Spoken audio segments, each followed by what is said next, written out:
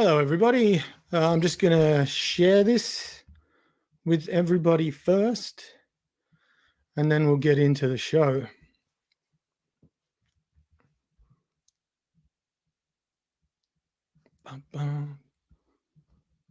Let's just share this.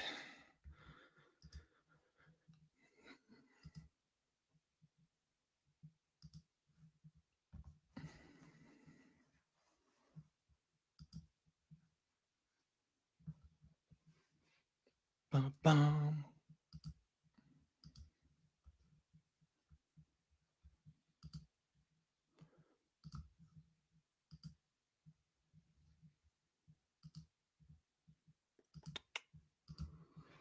All right, folks, sorry, just sharing this to all the socials out there.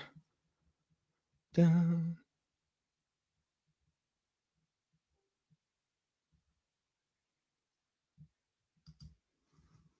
Bum, bum. Right. I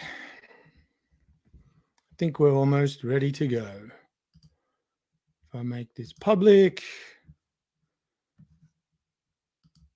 And we are good. All right. Good to go. Welcome, everyone, to the first installment of the Musicians In, where musicians, songwriters, and artists discuss the ins and outs of the industry, much like we would if we're all sitting around at the pub together. We'll talk music, tech, and mental health, and share the stories of how we made a career out of what we love, out of doing what we love. We'll be also taking your questions live.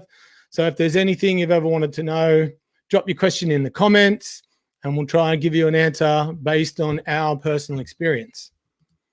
They used to teach me in the bank that I can only give you general information.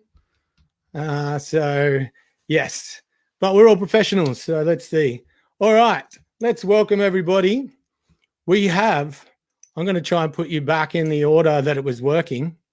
From the never-ending 80s show, Mr. Adam Gorecki. Hey, Adam, how you doing? Hey, mate, how are you? Thanks for having me. Mate, thank you for being here. Wait, I've got to get this right because it is very important. From the super fun, awesome, happy time pedal show, it's GABOR. Hey, GABOR, how are you? Hey, Rob, good. How you doing? Did I get that right? You got that right. Yeah. It's a long, stupid name. I know. I'm sorry.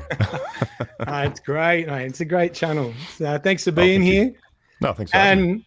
And finally, in our bottom corner, weighing in at however many pounds he is these days, it's Bobby POULTON. Hey, Bobby, how you doing? Very well. How are you, mate? I'm great, mate. I'm great. Thanks for being here. Very good. Thank you for having me. Now, I've just popped in the comments there, the links to everybody. It's come up stupid crazy. I don't know. I'll fix them all later. But basically, I'm just going to get to each and every one of you tonight, and we'll share some stories and how we're dealing with this situation. But mostly, I just want to make it less about this virus and how we've all been shut down, and more about where we've come from and how we're going to get back. All right, so let's start with you, Adam. Just tell the people a little bit about yourself. Well, again, thanks for having me. I run a show called Never Ending 80s, a partner in the product, and we've been blessed to be able to tour and take it all over Australia in some great rooms. Everything from the Gov in Adelaide all the way to the Night Quarter at the Sunshine Coast there, and had a lot of fun doing it. It's been a hell of a ride the last 4 years, and it's kind of tied up any other love of music that I have. I haven't had a chance to be creative as far as original and that sort of thing for the last 4 years, because it's just been a crazy thing. The never-ending tour is basically what it's been. So that's where I've been for the last 4 years. But I've come up the ranks doing the solo gigs and the working gigs and session spots, and it's that's in a nutshell where I'm at before the virus hit. Yeah, and have you in that 6 weeks now that we've been down, have you managed to channel some of that creativity? Yeah, it's actually been a couple of positives from it has been a chance to just stop. I actually had blocked in some time off over the Easter period, and I just missed that window before it all came to a screeching halt, where we had a couple of weekends still to go. We had a New Zealand dates booked in and some Tassie dates booked in, and we just missed out on getting to do them. So it came to a bit of a screeching halt, and that was both a shock to the system, but then also a bit of a relief to just kind of take a deep breath and go, okay, it's all right. It's all right. We'll work through it. And, fall in love with the instrument again. I've been picking it up and performing and creating. And, it's been good. I've been doing a lot of studio stuff as well. I've been putting some beds down. We've got some recording stuff that we want to sort of focus on during this downtime. So it's been good. Yeah. Cool, man. I'm glad you're taking this time to recharge but still staying in touch with your playing and everything. Yeah. All right, Mr. Bobby Poulton, how are you? Doing fine, actually. You're looking fantastic, if I might say so myself. Well, that's the way I like to look. You got the Frankie's, donning the Frankie's t-shirt. I like that too. Oh, yes, indeed. Yes, no, representing Frankie's. Technically, that's true. You did sing with Frankie's world famous house band. It is actually. If you can, you can't see on the t-shirt. It's actually Abraham Lincoln who says that. So yeah, right. There's good old Abe. We might have ripped off Deep Purple there, but who knows? I love it. No, well, obviously, everything sort of screamed to a halt. So I'm actually not doing too much at the moment. I'm spending a lot of time with my family. But musically, I've just been sort of keeping the playing up, and been doing deep dives into a lot of the gear that we'll probably talk about in a moment. I was 2 weeks off a European and US tour when everything fell down, and that's all sort of come to a halt. So, yeah. Wow, and that was with Wolfmother, was it, Bobby? Yeah, that was the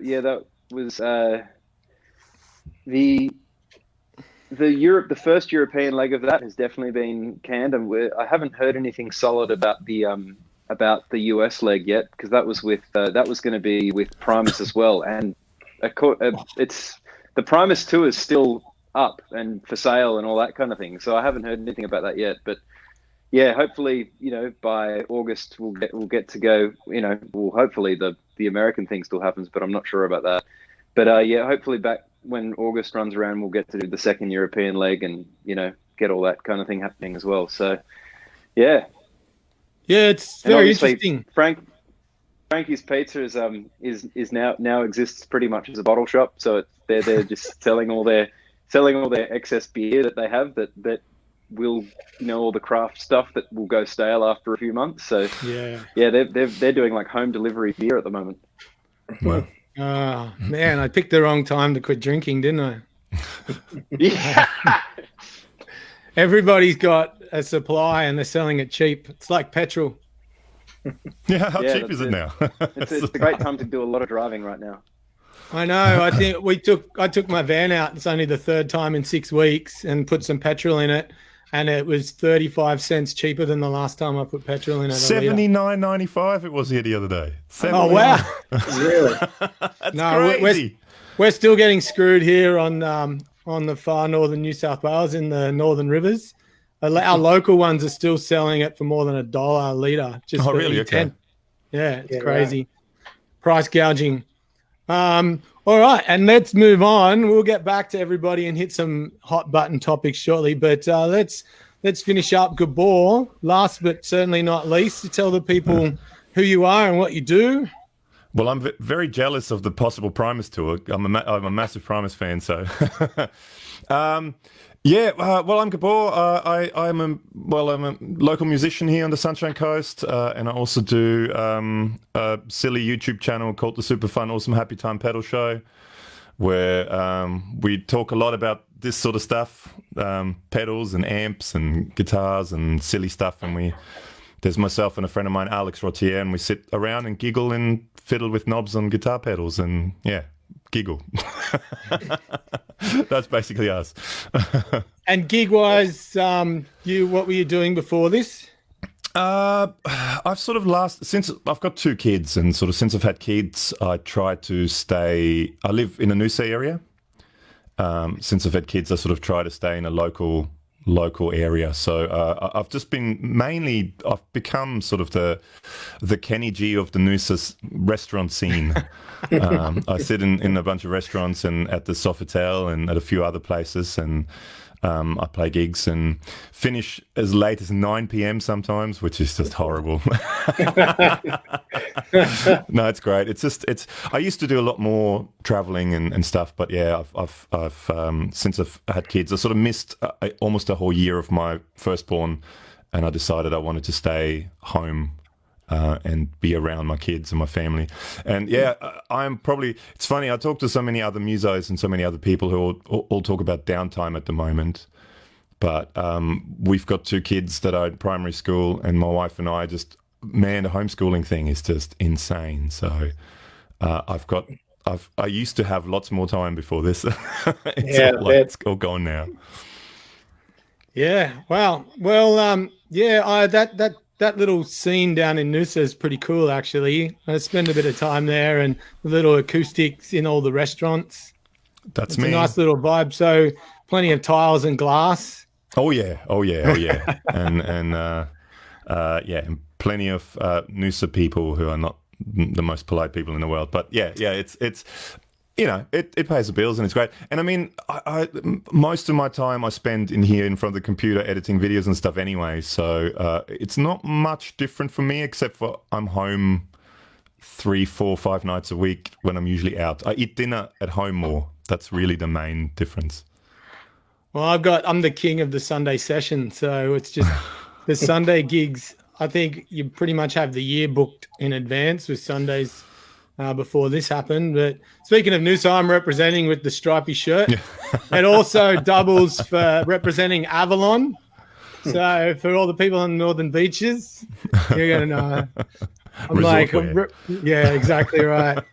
All right, so I've got some topics here that we're going to discuss.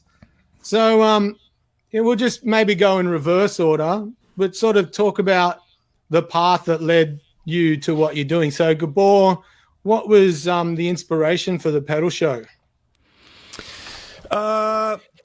It's not very exciting, really. So myself and Alex Rotier, the other guy in the videos, hello Trevor, the other guys in the video, or the other guy in the videos, we were sort of friends. We both did a lot of kind of fill-in work with other bands. I'm sure a lot of you guys do that as well, where there's all these bands that don't have regular lineups. It's just whoever's available kind of goes and plays along. And both Alex and I did that a lot, and we've sort of become friends. And I think I went to he has a studio. So when most of the videos we do are at his studio. He has a studio called Paper Bark Recording Co. I think I went to his studio once. This was maybe 5-6 years ago to record some stuff. And I like quirkier things, and I don't know, I just make noise usually and that sort of stuff when I record. And we were just sort of sitting there playing with effects pedals, and then I think it was his girlfriend Zoe who sort of said, you guys should film yourselves doing it, people probably would watch that. So we started filming ourselves, and then it actually, the first, I don't know, 5, 6, 7 videos we put up went really, really well. And then we had people starting to contact us, wanting to send us gear, and we were like, yeah, sure, send it.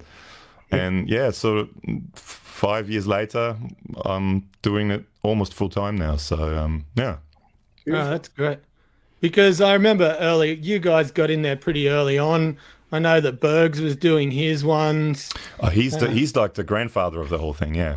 Yeah, and so Premier Guitar as well, Andy demos, Pro Guitar Shop Andy in those days. Pro Guitar Shop, that's right. Well, yeah. We've been doing it for probably about 5 years now. And I mean, we're still a fairly small channel compared to a lot of other channels, but a lot of other channels, they do it full time, and both Alex and I, we work in musos, and Alex has this recording studio that's open. You know, people go and record there. Not at the moment, but usually they do.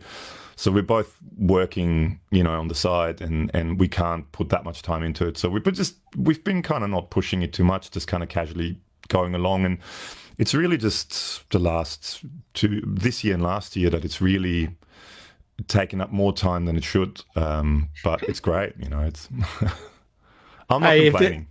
There's no use doing something if you don't do it right, and you guys do it fantastically. So you can see the time that's put into it. Oh, thank you. I do. Oh man, I spent the last 2 days just all I did was editing a couple of videos, and yeah, it takes up a lot of time, and it's not paying a huge amount of money, but I like doing it, and I really got into cameras and lighting and all that sort of stuff, and it's another nerdy side of me that sort of is blooming now. So, you know. Yeah, I've gone down that rabbit hole with the whole live streams, and I spent two hours today setting up camera angles and switching and lighting, just for a 1 hour. I got one 1 hour and one 2 hour stream this weekend. Yeah. And so I spent like 3 hours today going through trying new software and dumping that. Because I've been using OBS. Yeah, which is sometimes a pain. It's been really stable for me, but I moved to Streamlabs OBS today, and I've been messing around with that, but it's only just come out with a Mac version, and it's buggy as hell. It's just crashing every time you wanted to do something. So just going back.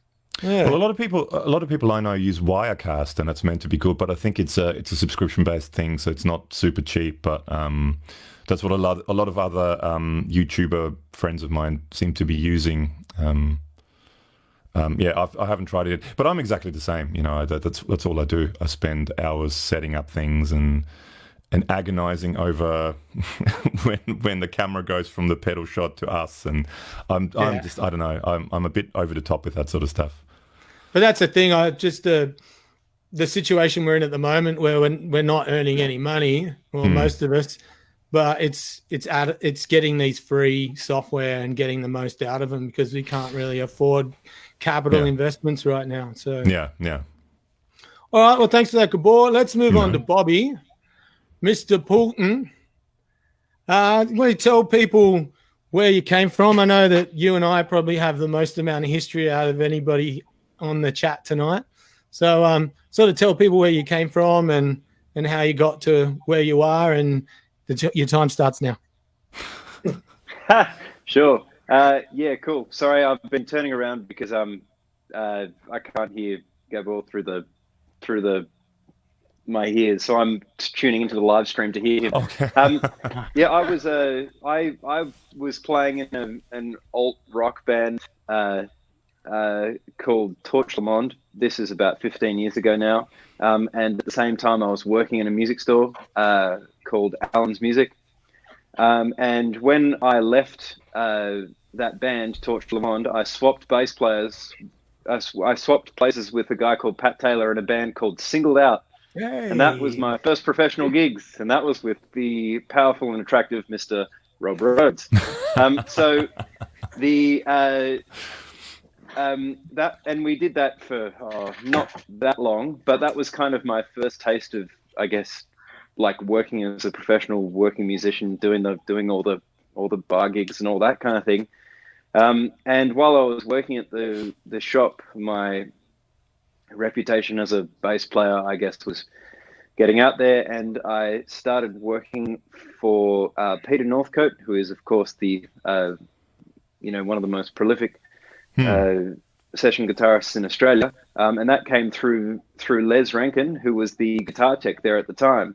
And Pete really took me under his wing, and he took me on my first national tour, and he started getting me for his Sunday drives when Dario couldn't do it, because Dario Bortolin was at one point he was playing in Shannon Knowles' band and Jimmy Barnes's band and the Baby Animals all at once. So then as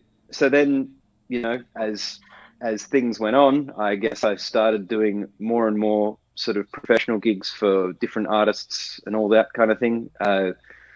Eventually, with Dave Ferry and Joel McDonald started the Frankie's House Band. We started that about a year and a half before Frankie's even opened. But it was something that once Pete Northcote's original thing had started to wind down a bit, Dave and I just sort of really wanted to play together, and so we enlisted Joel, who I'd played with in Torch Le Monde, and we just started jamming maybe a couple of times, and then we were pretty much waiting for the right venue to come up.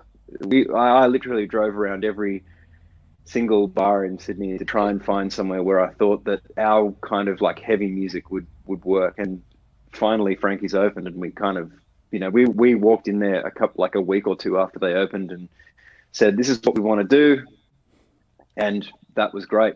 So we've been there ever since. It's been almost 7 years now. Actually, yeah, Probably, it must be. Yeah, it's about 7 years. Yeah, probably one of the coolest set lists of any band out there too, I might add. Oh, it's great. I mean, we really got to play. We get to deep dive into Deep Purple and Black Sabbath and Thin Lizzy or Kiss or whatever we want to do. We don't have to play, I guess, the standard bar classics, all the crowd places. We in fact, usually if people request those, they don't last very long. But that's great. Yeah, no. And then of course started playing more with sort of artists. So did a huge. I've done quite a few national tours now with Dami, who was of course Eurovision runner-up in 2016, I think it was. Was playing I MD'd Jason Owen's tour, who was X Factor runner-up in 2013, I think. And of course, most recently I've been playing with Andrew Stockdale in Wolfmother, which has been incredible, because playing that's more, of course, more my kind of music. As a playing with the pop artists is great, and I get to use my upright bass, and I get to play my synth bass and all that kind of thing. But yeah, my heart's definitely in the rock and roll world. Yeah, I was going through some old photos the other day, and there's one where we're playing at the Orient in Sydney together, and I got the guitar behind my head. You've basically got your bass up in the air behind your head. And I think, and that just completely sums up, the time that and you as a bass player, I think, Yeah. Oh man, it's good fun. They were great gigs. Those singled out gigs back in the day. They were good fun. That was really how I cut my teeth in the professional scene. Yeah, it's been great. It's one of the most rewarding things of the time that I spent in Sydney, to see a lot of the players that were on board with us go on to really big things. Dave Molan, he went on to Expat there for a while, and now he's got his video business. He just filmed the Rubens for that. Such a great videographer. Yeah, for that thing last weekend. And so many sort of people have gone on, and it's been great to see, and I just sit there and smile when I see you guys moving onwards and upwards. It's just, it makes me, I'm totally proud of all of you guys. It's amazing. All right. Well, thanks, so man. That's great. Let's talk about a bit of some boys' toys now. I think we'll move on to sort of our prized pieces of gear. So in relation to sort of touring and performing, let's start with you. Let's go back to you, Adam. It seems it's a while since we spoke to you, it feels like. So tell us, what's your prized piece of gear at the moment, the thing that you just, you can't put down or you can't stop stepping on? Hey. Well, guitar-wise, so I've gone with this show in particular. I've gone through a number of different guitars, from Floyd Rose Strats and whatever 80s nincompoops I can find. I even got one of those Jackson Flying V things, King V things for a bit. and it was all fun and games. But actually, as an anniversary present, my partner Emily bought me a 57 Les Paul Gold Top with P90s reissue, and to be honest with you, I take other guitars on the road. I just don't pick them up. So that is basically in my hands as far as a live guitar. That's the one. Amp wise, I generally run two Fender Twins stereo. That's been a bit of an evolution. I've played around with different amps, but the Twins just have a sparkle to them and a depth to them, and with this 80s stuff, with some of that, especially the clean side of it, with the chorusy stuff, you just get this wide spread, and it's just beautiful. And having two of them, the luxury of having two of them on stage is a bit overkill, but it's 80s music and it's all overkill. Well, you're playing stadiums, mate, so you can put two Twins, Look, we do some good sized rooms, and it's you still get a sound engineer coming over going, do we have to? But yeah, it's nice. Pedal wise, in the studio, anything goes. The classics, from Big Muffs, some cool. I've got some cool MXR stuff, and then I've got some really quirky stuff like. I've got some T-Rex pedals. I don't know if you boys know the T-Rex range. I love some of the stuff that they brought out. So a lot of really cool stuff that I like to play around with. However, on the road, I have got this old Line 6 XT thing that I bought in 2001, something like that, when I got my first professional gig. And I set it up and over the years tweaked it, and it's my go-to live thing. The beam. The next one up. I had one of those ones. It was the next one up, the black floorboard. But yes, there's something about there's a Mezzo Boogie distortion tone that's in this thing. I love it. It's there every time I hit it. I know it's there for me. I think it's killer stuff. I think so too. And I've got some friends that have been really trying to steer me towards the fractal stuff, especially with this the amount of touring we do. Just having the luxury of having a piece of equipment that you could just DI and all of this, but I can't bring myself to do it. I think I'll wait until the Line 6 properly dies, and then I'll make a decision from there. So yeah, I use an XT Live for a long time, stereo into a couple of Vox cabs with a old Moss Valve BK Butler power amp. Fantastic. And that was I still can't find one of those amps. People still want good money for those things, but they were killer little stereo amp, 80 watts a side. I'm using an Orange Pedal Baby at the moment, similar with a head rush pedal board. And I've been using that the last couple of months because of the amount of gigs where you got to play quiet and then loud. This is a 100-watt thing. I can crank it if I need it, or I can turn it down and plug it through a 112 if I need to. Yeah. But that's what I spent 2 hours today. I went back to my 50-watt MI valve head and all single pedals again because the rig's not going anywhere. It's sitting in this little shed, so I'm going to use everything I can. But yeah, I'm the same with P90s, man. I made the switch. I've got two.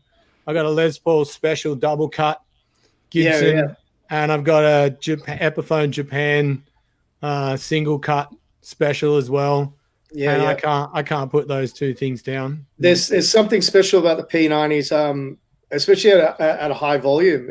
You got the balls of what a humbucker would give you, but you've got the clarity and the shine of a single coil. I don't know. It's hard to explain. It's only guys that have done it. have grabbed one and done it and gone and played it and fallen in love with it that get it. That being said, though, I've got a 335, and I've been doing 90% of my recording with the 335. Other side. Yeah, there's mine. Yeah. It just maybe the hollow body with the humbuckers, it produces something, and that does come on par. Boys have it. That does come on par. but I can't bring myself to tour with that guitar. I don't want to scuff it up. I don't mind the Les Paul getting a bit beat up, but this one I just I don't want it to be- 335s are a strange thing because mine's a 2006 and I had a lot of issues with keeping it in tune. If it was too hot, it wouldn't stay in tune. If it was too cold, it wouldn't stay in tune. And I had to pretty much just be playing it all the time for it to get stable. And then just overnight, out of nowhere, it's just settled. What, 15 years later, it's settled and holds its tune now. And I'm the same. I can't put it down. No, it's crazy. Yeah.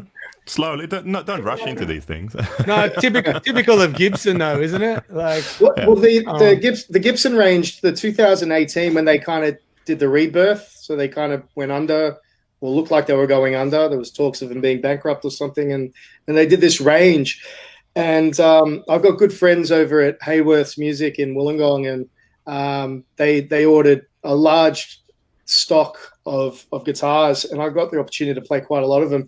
And the quality was amazing because I had a 2009 or 10 Les Paul that was the same thing. I had tuning issues. It was a nightmare. It just, it'd behave for a little while, and then if the temperatures change or if you're playing under park hands or something, it's game over. So yeah, something about that. All right. So Bobby, tell us some of your little go-tos and things you won't leave home without. Just because you got to use a lot of, sorry, mate, you got to use a lot of hired backline. So I'm interested to hear the things that you take to make sure that you can keep that sound. I take this. This is my P bass. That bass comes with me everywhere. It's a Fender custom shop. I've had this for 5 years now. I've got a photo of it when it was brand new, and it's now there's all the. I mean, look at the back of it. It's pretty. It's probably done about 1,000 gigs, I think, by now. It's it's pretty well worn. And the only other thing I'm really consistently taking out is I've gone to the dark side. Is this thing? HX Stomp. All right. HX Stomp. Yeah. Now, you got one as well. I got it all. You've got one as well, yeah. Now, this is my sort of newest thing. I've only been using this since about, I guess, November last year. At the end of I was doing Dummy Im's tour last year, sort of towards the middle to end of last year, and the guitarist he had a Fractal FX8, and he bought one of those to expand, to use an effects expansion, so he could throw some of the DSP to another unit. And he actually brought it over to me, and he said, "Mate, these would be perfect for you, like this actual unit, because you don't have a lot going on effects wise, so you should use this." All I need something that I can plug a double bass and an electric bass and a synth into for that gig. So, and you can actually do that with those because you've got two inputs and you've got an auxiliary input as well. So you can actually do that with the HX Stomp. And then he brought his one over to me, and in 15 minutes in a sound check, I'd recreated my entire pedal board. So I was like, and it sounded like in a mix the same. It was unbelievable. I mean, I've still got, these are the only pedals I have left. I've got a Cali 76 there, oops, that way. And I've got that's the line selector for all the different things. That's a preamp I use for bass. That's it's based on like a Fender Blackface preamp that, the Alembic F2B or whatever they're called. Yeah. And what else? Just the octave divider for low notes and a Peterson tuner, and all of that and more is in the HX, and Wolfmother is an ampless gig as well, which might surprise you. But yeah, Andrew has been Helix for several years, and he now because I bought this one and he was using the big board, and now he bought one of the small ones as well. So I use this one unit runs both my organ and my bass guitar, just through the one unit, just using two things. I just bring up two amp sounds and sort of adjust them. And so, yeah, I mean, you can see here, this is the organ that I use for Wolfmother, this Roland thing. and that's everything I bring. So my lug to the airport is literally a bass guitar. Oh, I have to play my Rick for Wolfmother. This is because Wolfmother is a Rick gig. So yep, and then the organ and a suitcase, and I just have a, and that just goes in a backpack, the HX, and that's my whole thing. I can go anywhere with that. Any amp you give me, that's what I use. And how do you go switching between the Rick and the P bass, because they couldn't be two different sounding basses? Do you just got different patches set up in the HX for each? No, not at all. With the Rickenbacker, if you just use the back pickup, it actually is, the pickup's in about the same place as where the P bass is. Okay. It's where the neck pickup on the Rick is really it's got a lot of fundamental, but that's not the Wolfmother sound. I mean, none of the previous Wolfmother bass players used that front pickup. So it's just the back pickup. So it actually changes really well with the P bass. I just pick up one and start playing. What I actually do have, which is unusual, and you wouldn't think, but I actually have flats on the, like, really heavy flats on the P bass, and rounds on the Rick. And I'm actually, as of a couple of days ago, I got contacted by Rotosound, so I'm now a Rotosound artist. So, and I've been using Rotosound for years. So nice. Yeah, there's a plug. so, there's a plug for Rotosound. Yeah. So they're just rounds on the Rick, flats on the P bass, helix, organ, and that's me. Wow, killer. Man, thanks for that. And GABOR, so let's... Where do you want to start? Well, you can decide. You're obviously doing solo acoustic gigs, so there's some go-tos there. But as far as getting... Hang on, if the cable's long enough.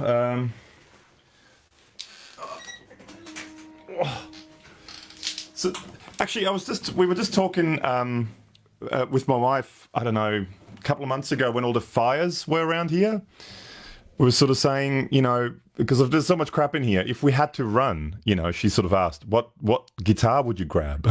Because there's lots of them in here. We've had that conversation. I sort of said I probably would take this one just because it's the guitar I use the most because of gigs. So it's a Martin OMC 28E. It's getting, hang on, it's getting very trashed. There's almost holes in it and stuff like that because it's done, God, I don't know, 3,000-4,000 gigs, something like that at least. I had it. Well, probably about 2 or 3 guitar cases got absolutely demolished by Qantas over the years, and but it's still alive. It still works, and it's just one of those guitars. I don't know. I guess because I played so much, but I just really love it, and that's probably the one guitar. If I had to take one, that's the one I would take because I use it the most for gigs and stuff. Other than that, guitar-wise, I just got not long ago sent this thing by the good folks at Eastwood. It's like a Moss-Rite. Moss-Rite, yeah. It's a baritone, and it was my first venture into baritone guitars, and I have to say I really like baritone guitars. It's And I'm a jazz master guy, so I love that kind of bridge and trem, and so that's another guitar I really like lately, and I really gravitate towards. I just seem to pick that up a lot. And yeah, I've never played baritone before, and all it is just a lower tuned guitar with a longer neck, but something about it, I just really like it, and I can't stop playing it. Yeah, I had a Dano for a while, and they're great too. Yeah. I don't know. I can't, if I don't play something regularly, I can't have it sit around. I just got to sell it. I hate having things just sit around. I don't get emotionally attached to any gear. I sort of use it, and if it doesn't do what I want or I get bored with it, I move it on and get the next thing. I'm hopeless. I'm the opposite. I'm a hoarder, as you can probably see. No, actually, one of the things about this whole, staying at home thing and not doing gigs, I try to. So this is sort of my studio, and it's in a kind of a converted shed, and the house is sort of 10 meters that way where I live. And I try to most nights take a guitar in to the house, so I play, at night inside, because I usually do maybe 3-4 gigs a week, so that's a good, I don't know, 6, 7, 8 hours of playing that I don't do now, because so that's sort of all my practice, I guess. Gigs were sort of my practice. And so one of the things I've got a lot of guitars in here, actually. I don't know if you can see. I have problems. Hang on, the other way. There's more on the other wall. There's a lot of stuff there. And half of them I hadn't played in a long, long time. But now I take one in every night, and I restring it and clean it up and set it up and play it. And I've sort of re-fallen in love with a lot of guitars, which is and we were just talking about 335. So that's an old Ibanez from 1981. Hang on, I'll grab it. And was that a fire? Did I see a Paul Gilbert fireman in the corner there? Yes, there is a Paul Gilbert fireman. I love the Iceman is one of my favorite shaped guitars of all times. And when he brought out the fireman, I just thought, I got to get it. But yeah, this thing. So this is a 1981. Hang on, I shouldn't be in front of the microphone. This is a 1981 AS100 Ibanez. And yeah, I just recently put new strings on it, and I hadn't played it in ages, and cleaned it up and set it all up, and it's just such a beautiful guitar. And it's Ibanez, so it's sturdy, stays in tune. It's un-Gibson. Yeah, that's why I'm just a sucker for all the made in Japans. Oh, Japanese stuff is killer. I've got a classic series Bacchus Gold Top, which is a 58. Reissue style thing they only made for 2 years, and it's heavy. It's got the baseball bat neck. I've got the made in Japan Epiphone single cut. I've got a Greco. Probably I'm gonna have to take my headphones off. I think maybe. Oh yeah. Oh yeah, that's cool. So that's a 1990 Greco. Oh yeah. So it doesn't have the banjo tuners, which is great. Just has it has the Grovers on there. So yeah, that was a score. That was, I think I bought more guitars in the last year than I bought in the last 10. The 70s. And Bobby knows exactly. He knows exactly who I am and what I do. I got to try and put this down because it doesn't like. Oh, it doesn't stand. No. Even in the few months I was playing with you, I reckon you went through like 7 guitars, 7 amps, about 50 iterations of a pedal board. Yeah, sounds about right.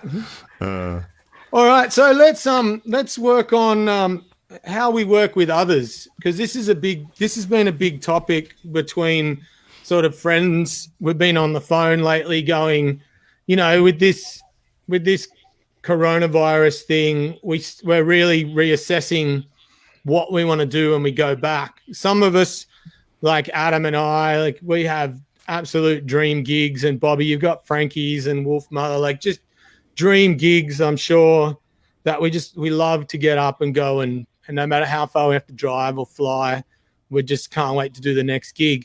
But we've all had gigs over the years where it's been really difficult to work with people, whether you're the guy that's in charge or you've been hired and you're working with a difficult, let's say, singer.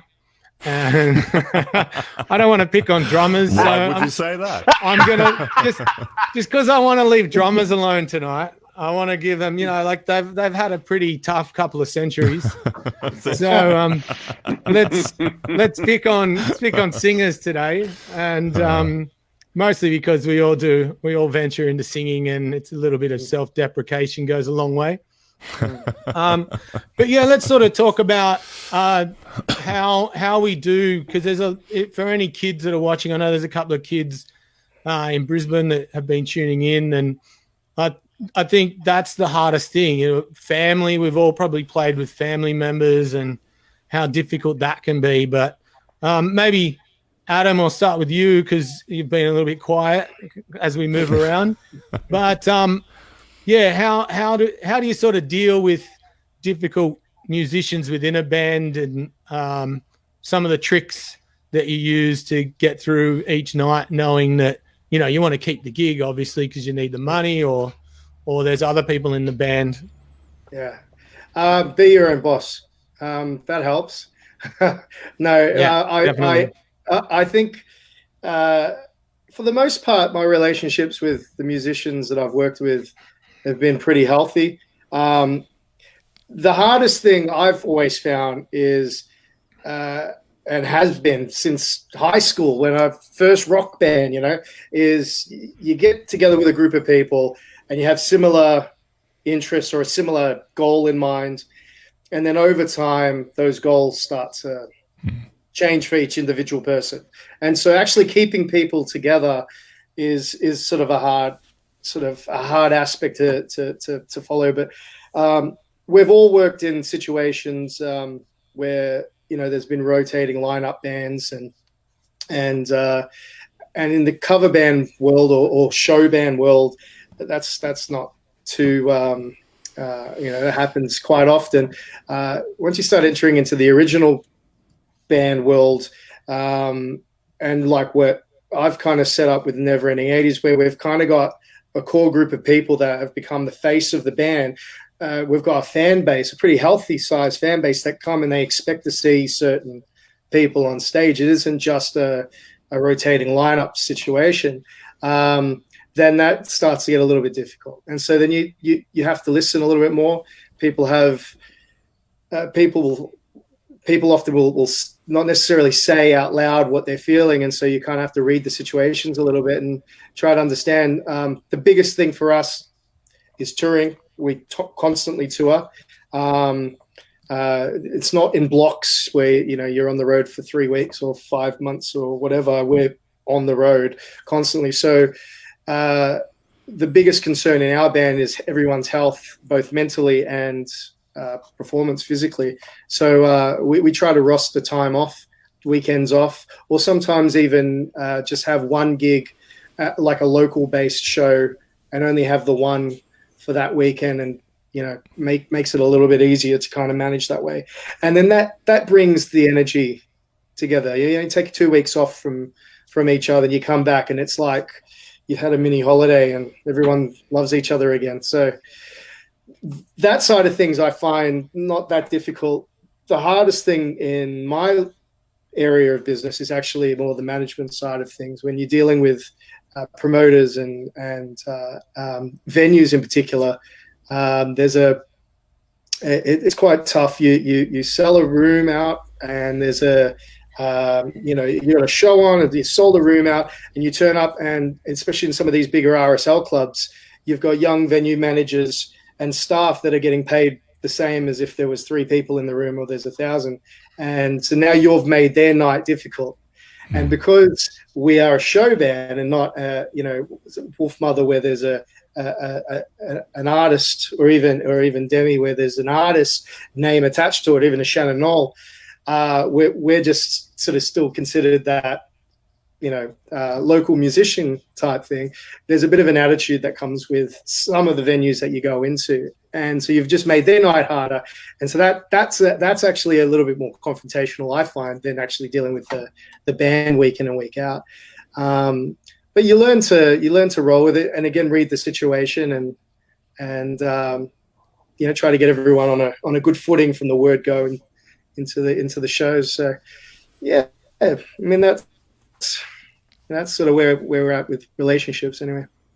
Yeah, that'll, we're pretty lucky. We the venues, that is sort of a difficult thing because they don't the thing that I've struggled with most, because I've been on the other side. I've run venues, I've booked the entertainment myself, and sort of know what to expect, and would always train my staff up to know what to expect and how to treat the musicians by, lighting adjustments and turning TVs off and changing sound over and all that sort of thing. But yeah, when you sort of move to the next level with what you're doing, and to a lesser extent the 70s show, we're actually really appreciated in most places and they go that extra mile. But there's still the gigs where you play on the floor, and they're not sort of prepared for 400 or 500 people on a Friday night. So, yeah, and you see that Usually it's when you walk into a venue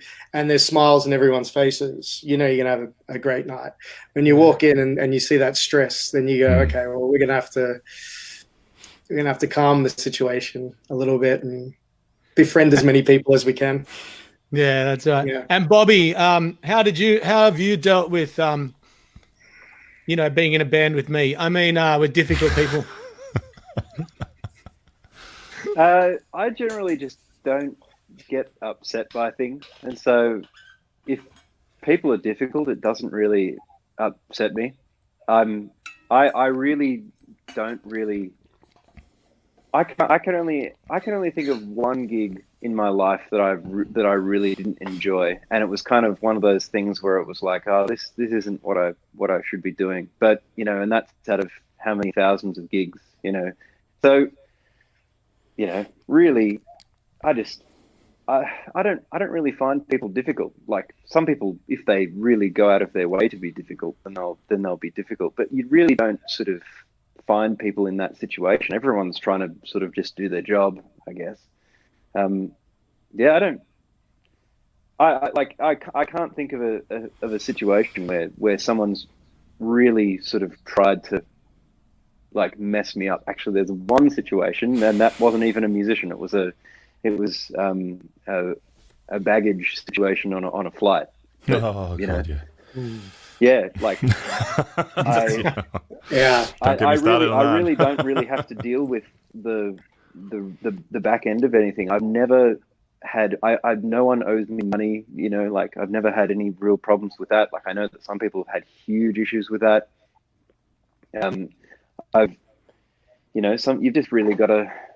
You've just got to sort of, get, and sometimes situations aren't good and there's nothing you can do about it, but you just sort of get on and do it. It's we get to play music for a living. Like what better way to live is there? Yeah, absolutely. Exactly. I think I can remember one time, the only time the unflappable Bobby came unstuck. And I believe that we were playing the Orient in the middle of Vivid Festival. Oh, and well, that's it all. And you must have done like 10 laps around the block. Like you couldn't park. They didn't have that little soft curb yet. And it was just like we couldn't get in. We couldn't pull over. And it's just Bobby's on the phone going, man, I don't know. I can't get down there. I'm like 100 meters away and I've been here for an hour. I'm like, it's all right, man. It's all right. But he still came in, did a great job. Still, but yeah, those moments are they're the ones, the city gigs, the parking. I know after 12 years of playing full time in Sydney, I was completely burnt out and wasn't really dealing with anyone. And that was really my advice to people for that is don't do the same thing with the same people 3 to 4 nights a week for 2 or 3 years. Don't do that. No. See, I get to play with so many different people. I guess I don't do that many wedding gigs, for example. So when I do them, it's kind of great. I get to play all the wedding standards. I don't do that many sort of pub gigs. So when I do it, great. I get to do these songs. But whereas I guess if you're in a band where you're playing these and they're not really your songs and you're not really that into them, but they're just the crowd pleasers and that's what everyone wants to hear, and you have to play those night after night because you have to in some sort of strange way, that's just not my situation. So I love playing all the music I play. Yeah, I've been doing the wedding thing for the White Tree, and as much as that is super high pressure, because I've done dozens and dozens and dozens of weddings with my bands, but when you come in under the banner of a company like the White Tree, there seems to be this added pressure because you're the face and the spokesman for a company that you have no control over, and so you want to do your best job, but those always turn out to be great gigs. And I think the caliber of musician amongst that, like I've gotten to play with just freaks. We did one in Noosa, GABOR, not too long ago with, OJ just got off tour with John Butler Trio. Yeah. And then the he's next, amazing OJ, yeah. yeah, and then so we're playing this, and the next weekend I go down and do a gig with Terrapie, you know, and you just like that 2 weeks later, and he just got off the road, and you just go, oh, what am I doing playing with these guys? You know, absolute freaks. But and how about you, Gabor? Like you've done some.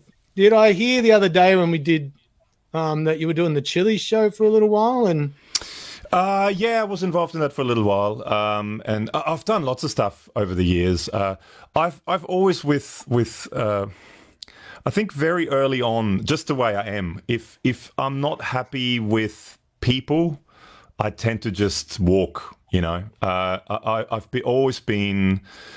I don't like confrontations. Hey, I don't. Sorry. I'm just saying, g'day to Nick. Oh, yeah, I don't like confrontation. I don't like people that are, you know, I don't like dealing in unpleasant situations. And I've said it heaps of times before. If I had the choice between a higher paying gig, but I don't really want to be there, and a not really very well paying gig, but everyone there's lovely, I'd much rather do the less paying gig with lovely people. To me, the atmosphere is great.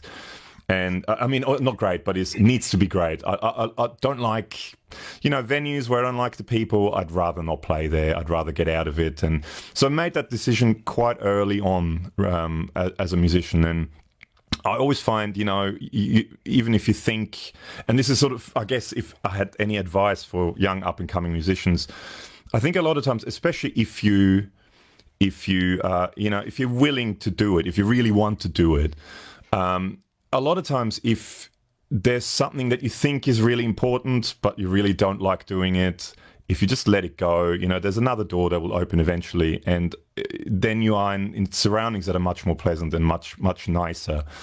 And the only thing, yeah, I mean, like Bobby, the only time I've ever dealt with, and I didn't even have to deal with it because tour managers dealt with it, but you know, airlines. Like I said, you know, that my acoustic guitar, I reckon I went through at least 3 cases, and good quality cases, that had holes in them, you know, by the end of tours and stuff. Because, and you know, I've seen my guitar being thrown. I've seen this particular guitar by baggage handlers, that sort of stuff. But that's sort of out of my control as well. And thankfully, there was always a tour manager who dealt with it. So I just went, no, I can't do anything. He'll deal with it. But yeah, and I mean, the same goes now with the YouTube stuff. I mean, I'm not naming any names, but I've recently worked with a small pedal builder, and he just turned out to be a real, you know, not pleasant person. And I don't want to have anything to do with that, with people like that. And I don't need to. I just don't think you need to surround yourself with people like that. That's sort of my attitude towards things. I think for me, because I've always been sort of the boss, I'm always sort of just went, instead of trying to get gigs elsewhere, except for early on, I just always sort of started my own thing and carved my own path. And so I could pick and choose who was in the band. But a lot of the time, especially with the amount of gigs that we were doing, sometimes you have to, I'll take somebody who's reliable and gets there on time and has good gear over someone I want to hang out with. I used to always do that in Sydney, but not so much now. I think I've got the power now to just go, okay, I've got a pretty good product to offer. It's going to attract the right people. So you can take your time and find the right people. Yeah. But I know, taking 2 years off, I did, you know, what I said before, 12 years full-time in Sydney, doing the same thing night in, night out, and just completely burnt out. Went back to work, worked the job, managing pubs again. And then when I came back and I moved up here to the Northern Rivers from Sydney 5 years ago, and I wanted to get back into music, I said yes to everything. So, you know, the gigs but that was a good way to work out and find out, okay, I don't want to do that gig. I don't want to deal with that person. Exactly. Yeah. I don't want to drive that far for that amount of money. But early on, I'd drive 3 hours for a $300 solo gig just to get my foot in the door. And when you're new to an area, it's like you're getting paid to do market research and reminding myself of coming out of 80-hour weeks running a pub on the Gold Coast to just going, I get to play guitar again and sing, and I don't care if just one person enjoys it. The staff are going to enjoy it. I'm going to enjoy it, and that's been sort of the recipe that's got it going up here. I wouldn't say it was. I thought I'd do it quicker than I did it, but it took 2 years. I think 18 months to 2 years from scratch. What pub did you run on the Gold Coast? It was at the Palm Beach Hotel when I first got transferred from Sydney. I think I may have. I used to play. I mean, that's another thing I was going to say. With we used to do gigs for some, well, respected is maybe not the right word, but well-known agents around Queensland anyway. Let's not name any names. I know. Who made us drive? I'm up in Noosa, so made us drive to the Gold Coast for very little money and go. You just got to go and get your name out there, and then you get the higher paying gigs and. Then they put themselves into all the good gigs and all that stuff. But let's not get into that. And then you wait 3 months to get paid and all that sort of stuff. And I just don't need to. But I guess at the start, you do have to. You have to learn these things, and you have to know that there are people out there who will, in one way or another, take advantage of you. But I think I may have played there in the early 2000s a couple of times because we used to go down the Gold Coast quite a bit. Yeah, didn't work out. The Sydney mentality that I have of running pubs didn't really mash with the Gold Coast. Queensland probably, yeah. Well, yeah, just the Mexico of Australia, yeah. I won't go there because they just were focused on poker machines and discounting and nothing else. So in New South Wales or in Queensland? In Queensland. Queensland, yeah. That sounds like Queensland, yeah. But I will tell you, since moving up here, the things that I experienced in Sydney with the long payment terms and taking, 10 weeks to get paid from certain venues that we may have already dropped the name of. But waiting 10 weeks for that, I know when I went in to run Narrabeen, the Sands Hotel there, the first thing I did was ask the accounts lady, okay, when are the band payments processed? And she said they're basically processed on Monday or Tuesday after the gig, sent to head office, and they're ticked off on. So, and I said, okay, so then when does head office pay? She said 5 to 7 days, head office pays the show. And we had an agent at the time who was taking 10 or 12 weeks to pay the bands. And I used my knowledge because I'd played the Sands prior to taking the 2IC position there. And I knew how long it took to get paid. The agent at the time didn't know me, so I just played him. I played him like a fiddle.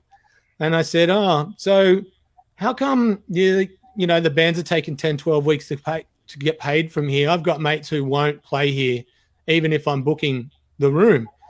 And he goes, that's how long it takes me to get it.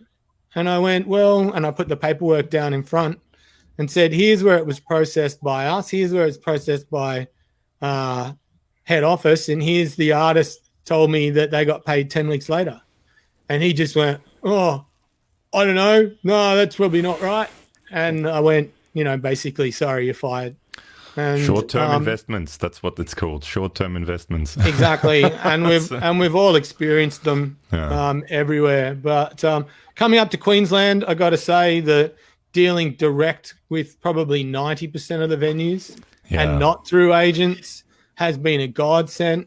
Couple of times it's a bit lax as far as contracts go, but I can only really count 1 or 2 times where I wish I'd had a contract and it hadn't worked out. But mostly it's been pretty good since going back to it. All right, well let's do a little bit of a lightning round here, and we'll wrap things up because we're at an hour and 5 already. All right.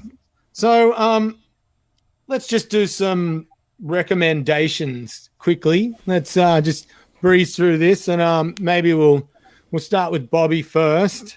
Got any new music recommendations, mate? I know a lot of people struggle to find new music these days. I don't know if you're out there checking out new music, and maybe it doesn't have to be new. Maybe it's something that is completely underrated that's gone under the radar for a lot of people. But do you have a music recommendation for people to check out? Honestly, mate, I generally don't listen to a lot of music unless I'm learning it. When I listen to music, it's generally not pop music. It's like I'll listen to like classical or Indian or something like that, or I'll listen to something that I'll get into something really at the time. And so today I was playing some bass, and I thought I wanted to get my chops back up, so I was listening to a lot of David Lee Roth and Mr. Big. So, Billy. I mean, I don't have anything in particular that I would recommend as far as pop music. I mean, I generally just listen to the playlists that are. If I want to listen to pop music, I'll put on a playlist from Apple Music, or if you use Spotify, they've got great playlists as well. So, I don't have anything in particular though. All right. How about you, Adam? You got something you want to recommend to people? I'm similar to Bobby. I have over the last maybe 3 to 6 months forced myself to listen to some music again, going to the gym and whatnot, and finding particular artists that I wouldn't normally listen to. For instance, I was having a chit chat with a mate, and he mentioned a John Mellencamp thing, and I'm like, you know what? I only know the two pub tunes that you play at every bar and every corner. I might go back and listen to his back catalogue, and so I tend to do that. I'll sort of stumble onto somebody and go, I haven't listened to them in a while, or never listened to them, and give them a crack. So nothing really out there as far as new music, just the classics, man. I've got a good healthy vinyl collection, which I started collecting before it was a popular thing to do. However, that being said, I quite like the fact that it's popular again, because now the represses sound fantastic, and you can get your hands on. I'm the same. Yeah. I've actually gone to the point where I've started rebuying albums that I had a version of anyway, because the repress just, I don't know, just having a new version of it, and it's just. I think it sits in the mix a bit better. I think they master the vinyls better, or the remastering of the vinyls are a bit better. There's something about it. It's quite addictive. So, yeah, no new music. Sorry. Oh, good. How about you, Gabor? And I'm going to be the third lame guy and say I'm about the same as well. But no, I don't listen to a huge amount of music. The only time I really listen to music is when I drive to and from gigs. And then it's sometimes music, and usually after gigs I can't be bothered listening to music, so I listen to podcasts. But I've been really getting into more and more sort of electronic stuff lately. So there's a guy called Alessandro Cortini. He's actually one of the guys in the band Nine Inch Nails. I've been a Nine Inch Nails fan for a long, long time, and Trent Reznor, and he's one of the sort of touring guys in Nine Inch Nails, and he does a lot of kind of very minimalist electronic albums, and I really dig them. Actually, I guess you could call her more sort of pop, because she's sort of, I guess, Annie Clark, St. Vincent. I really dig her stuff. Oh, yeah. I really like her. I think she's sort of one of the sort of really kind of creative, artistic kind of sort of. I put her sort of along the same sort of line as someone like David Bowie, but like a new female version of that sort of and Madonna to a certain degree as well. That sort of reinventing herself and almost like a method actor, but as a musician kind of thing. So yeah, St. Vincent I really dig, and lots of minimalist electronic music, but mostly podcasts. I listen to lots of podcasts. If you want podcast recommendations, I've got time. Yeah, well, let's go. Well, you can do a podcast or a YouTube channel recommendation. Well, that's not your own. I think everyone should watch the SuperFunAwesomeHappyTime pedal show. That's I think one of the best YouTube channels. No, I listen to a lot of gear YouTube channels. So a good friend of mine, Henning, he's a guy in Germany. He has a channel called HP42. but it's sort of phonetic writing, EYTSCHPI42, and he has it doesn't sound like a gear related podcast, but it's called Animals at the End. That's his thing in the YouTube videos that he does.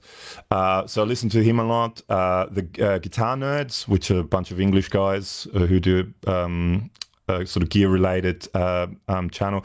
Actually, also Guitar Wank. That's a great podcast. That's an Australian guy, Troy McCubbin, who lives in LA. And it's Bruce Foreman and, Tribal Tech. What's his name? Guitar player, like super famous fusion guy. God, my brain is not working. What's his name? Alan Holdsworth? No. Friends with Alan Holdsworth. He teaches at Guitar Institute in what's his name? Guitar Wank. And it's called Guitar Wank. It's a really cool. It's Bruce Foreman was like a full-on jazz player, amazing jazz guitar player. Scott Henderson. Scott Henderson. Oh, yeah. I just looked it up.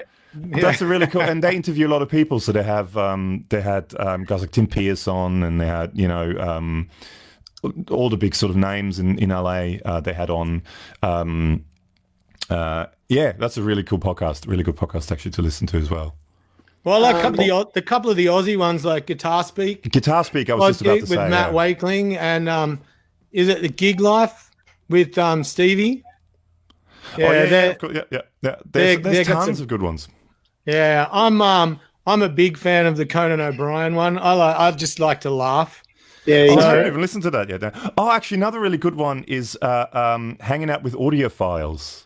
I've got that one. I haven't subscribed, but I haven't listened. Yeah. There's one. It's he interviews Dave Stewart from Eurythmics, and it's just about him, how he recorded all the Eurythmics albums, and it's just amazing how he did it. On super low budget.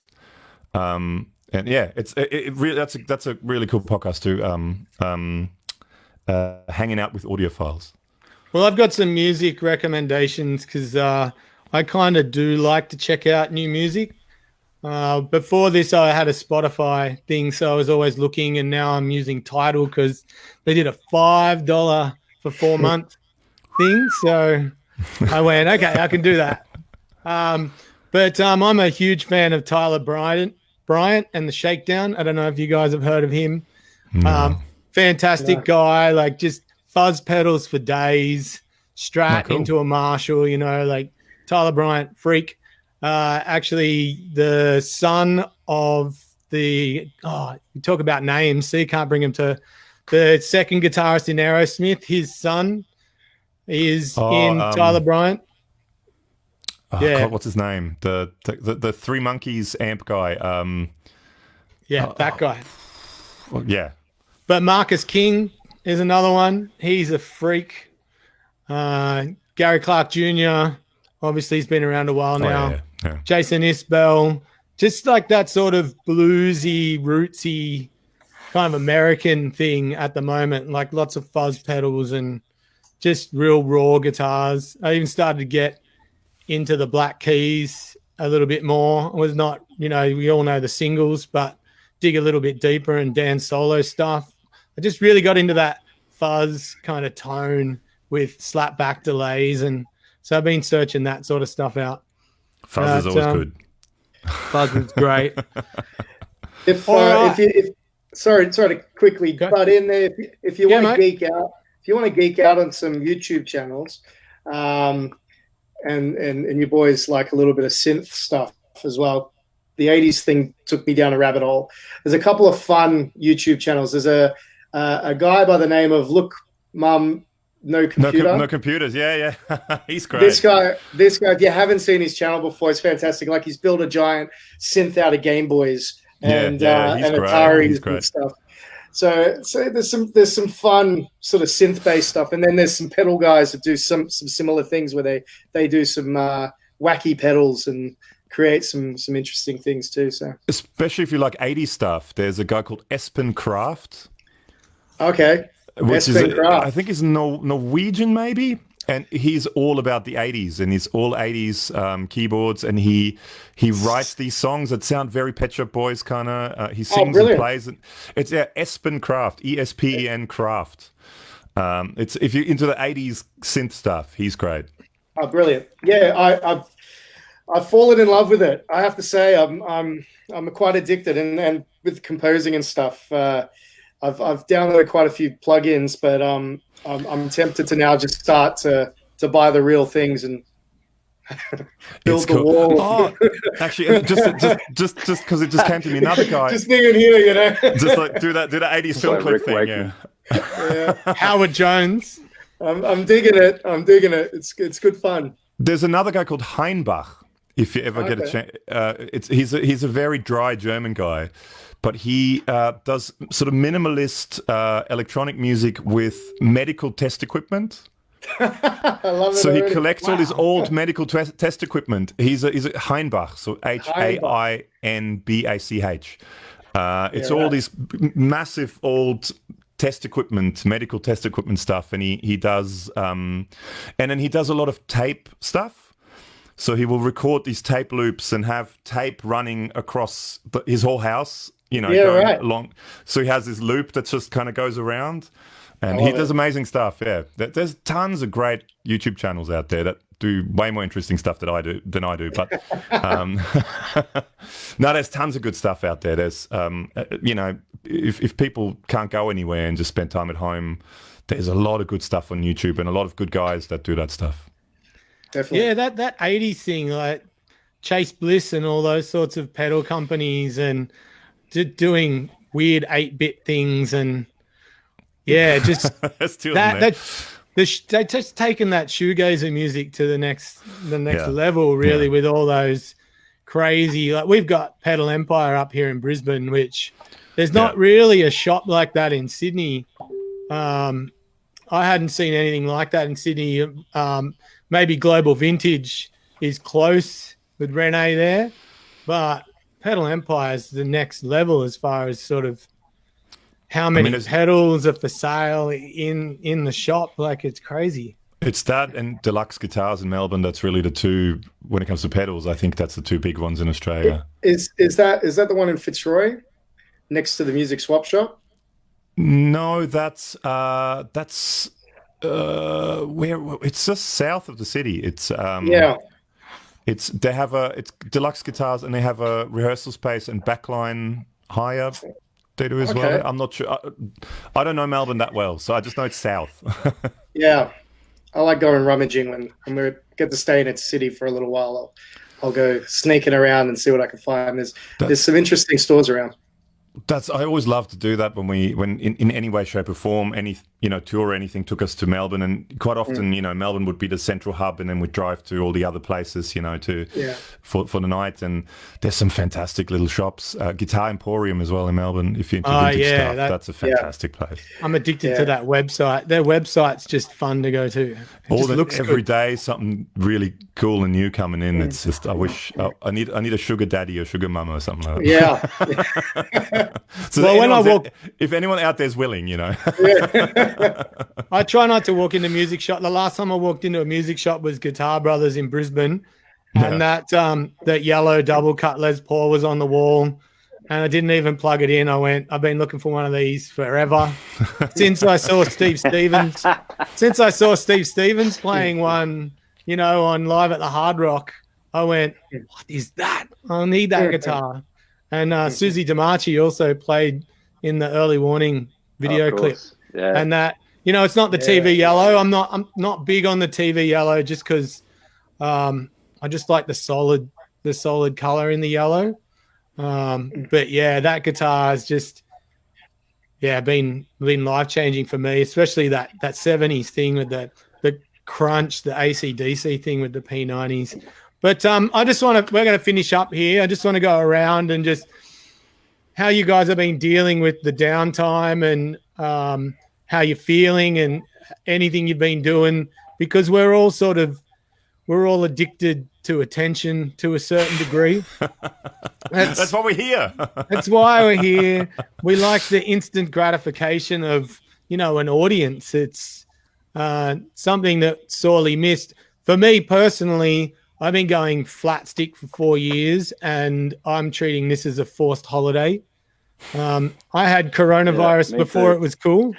I had a viral infection for 3 months that I gigged through from the end of October, and lost my voice. And well, I didn't lose it, but I lost about 50% of it, and we had to tune down and all that sort of thing. But I just ripped through that whole thing, getting by on whatever I could do to get by. And a lot of it was gargling Aspro Clears and drinking 3 V energy drinks to get the extra bit of adrenaline to get through. It's amazing what that stuff does for your voice, I can tell you. It's hard when you're a singer too, because your voice is your instrument. Yeah, exactly. And you can't escape it. And you can't really cancel gigs when you've got, 3 a week and you've got people counting on you for their income, 3 other band members. Yeah. So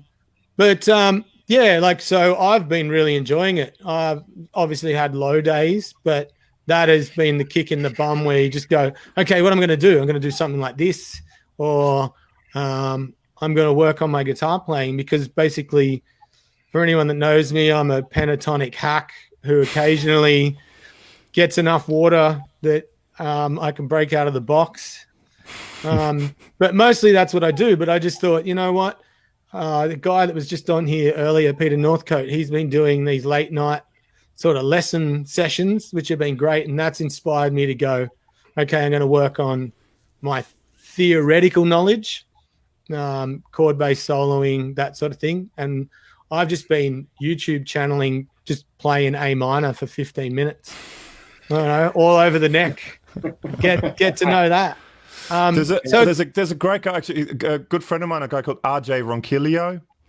He just released a video actually about 4 different levels on pentatonic playing and soloing on pentatonic. It's a really interesting video. Go and check it out. He's an awesome guitar player, RJ Ronquillo. I'll check that out for sure. Thanks, mate. But yeah, just maybe we'll wrap this up with you just letting us know how you're feeling and the little things you've been doing to stay busy. Obviously, family's been one, but would you want to kick off, Adam? So sort of like I said before, I was similar to yourself. It's been hit the ground running the last 4 years for myself, coming off the back of intense solo and duo, trio band gigs, and taking everything that was coming to me. So being in this forced rest situation has been a positive thing. Hasn't been as good on the waistline, but it's been a bit slack there. I've lost weight, mate. Me too. I found it. Don't worry. It's up over here. We gave it to you. Yeah. I need to go to a gym and lift things kind of guy. I don't like to do body weight or cardio stuff, so I get a bit slack. I get a bit lazy on that. Practice wise, I have been picking up the guitar just about every day and working on things that I enjoy. Like I've started going down the gypsy jazz road for a bit. I quite enjoy that. Funny enough, because I've been doing a lot of these beds for the recordings that we got coming up, and my bass player Pete lent me his bass, I've been learning the bass parts to all these songs and recording them in, because why not? I'm here, and I've actually really been enjoying just finding the pocket, or thinking outside of a guitarist mindset, not necessarily following a chord progression, having a pulsating rhythmical part or a different layer, so that's been quite nice, playing a different instrument as opposed to just picking up the guitar and having a jam. So that's been helping with my sanity. Apart from that, Netflix and NBA on the old PlayStation from time to time. I got a recommendation. The Chicago Bulls documentary. I binge watched the whole thing last night. That's brilliant, isn't it? Oh, so good. I think I cried a couple of times. So that's good for mental health right there. Let it out. Let it all out. So GABOR, you obviously, you still keep pretty busy. So, but you've been, I said earlier, just burying yourself in with your family, but have you sort of experienced any kind of, lust for something that you can't have at the moment? Not bit more spare time would be great. No, Yeah. not really. No, it's been pretty much the same for me. So I teach guitar 2 days a week as well usually, and that's just gone online now. So it's actually almost easier because I don't have to drive to where we teach. So it's just with Zoom, we do that. And other than that, no, it's pretty much been the same for me. It's just been like the kids are home from during the holidays, but we got to do all this schoolwork. So it's just extra, all this stuff. And then lots of stuff coming constantly. There's a whole pile of pedals over here that still kind of need to be done to a certain degree, videos off, and we still try every once in a while. Alex and I try to get together and do the videos at his place, but I do lots more from my place now, and I don't know, it's been pretty much the same for me. What I try to do is I try to take my kids for bike rides and walks around the neighborhood here just to get outside and do some stuff, but other than that, it's like I said, it's the only difference is really I'm home at nights and Sunday afternoons, which I quite often am not. But other than that, it's it's the life of a YouTube guy. You sit in front of the computer and this is I hold this more than anything else. But I think I mentioned it early on. I've been trying to every night. I try to take a guitar into the house, and I do. And quite often I look at YouTube channels and if someone has some lesson or something like that, I'll run through it, and just to keep playing and just to keep that going, because it's so quick that you kind of get lazy. It's so easy to get lazy, and then your fingers get kind of tired, and it's just not good. So that's really the only thing I do. Yeah. And you, Bobby, how have you been coping with all the extra downtime? I guess this is time I didn't expect to have. So I've been, I've been, doing the family thing. I've been teaching my kids all this stuff that I've been meaning to sort of teach them, like games and cards and all that kind of thing. Been keeping my playing up, been playing for hours every day, which has been great. Just doing some, but it's really funny because when you play at volume, which of course we haven't been doing, it's such a different experience. So it'll take a bit of getting used to once I get to play at volume again, because it's such a different physical sensation. I've been doing, as I said, I've been doing sort of the deep dive YouTube thing into learning about this Helix thing at the moment, which has been really good fun. And I've even, I've been really sort of getting into the organ as well. I started to learn a bunch of Deep Purple songs, so I learned Highway Star and Smoke on the Water and all that kind of thing. That's been really good fun. Just sort of just sort of keeping myself ready for when things come out. But yeah, keeping getting on the phone, speaking to people who I think might be not doing so good as well. I've been walking 9 or 10 Ks every day. I've been just getting out amongst it. I haven't hated the experience. I can't wait to get back out and play, though. I can tell you what, I really am I'm thinking to get back out and play. Yeah, it's like a small blessing, just being able to go, oh, I got a life. Although it's not really a life, we're stuck at home, but we can go outside. But the water temp the last week out there in the ocean, it's been about 24 degrees. So it's just, I've been getting out and swimming, and the dolphins are out yesterday. Oh, wow. It's just been insane. It's about to drop. The temperatures just dropped today massively when the sun went down. We're going to get to 11. Look out. But, it was 15 just before here. It's getting cool. I think it's already 11 here in Sydney. Yeah, but I've been loving just being able to go and swim again and get out there. But yeah, the learning curve of this thing, the live streaming and all that sort of stuff that's been keeping me busy, because every day it's just wanting to improve it every time. I'm like, got 4 cameras now, and I was okay. The eyesight one sucks because when you switch to the other 2 cameras, they look really good. and then the main camera looks like crap. So I've got a spare iPhone 6, so I'm going to use that. And buying more tripods and like smartphone holders and working out how to get that, and capturing MIDI for switching cameras. That's my next thing. I'm sort of tempted to go down that massively huge rabbit hole that this stuff is, because there's there's a company called, it's actually an Australian company called Blackmagic Designs. Yeah. They just brought out this new thing, which is the ATEM Mini Pro, which is a 4-camera switcher, which has Ethernet out, so you can go straight, to the internet, and it's so tempting to. I need to sell one of my kids to afford it, but I have two. Yeah. That's all right. Doug DeJean just did a rig rundown with Scott Watman. I don't know if you know who Scott is. Scott, yeah, I know Scott, yeah. He's got the studio here at Burleigh with a live soundstage, and he's just started doing the live stream, taking it to the next level. And he's got the Blackmagic switcher, all the HDMI's in, and he's got a broadcast camera as well. And it just looks the goods. Oh yeah. We just got to work out how to do it with what we've got, because I've been lucky. I've got the JOSIKA pretty much straight away within a week of applying for it. Nice one. Yeah. That's I still haven't gotten anything, so. And JobKeeper, I should be switched over to that in the next couple of weeks or whatever, but thinking I'm about for that, but that's about as much as I know.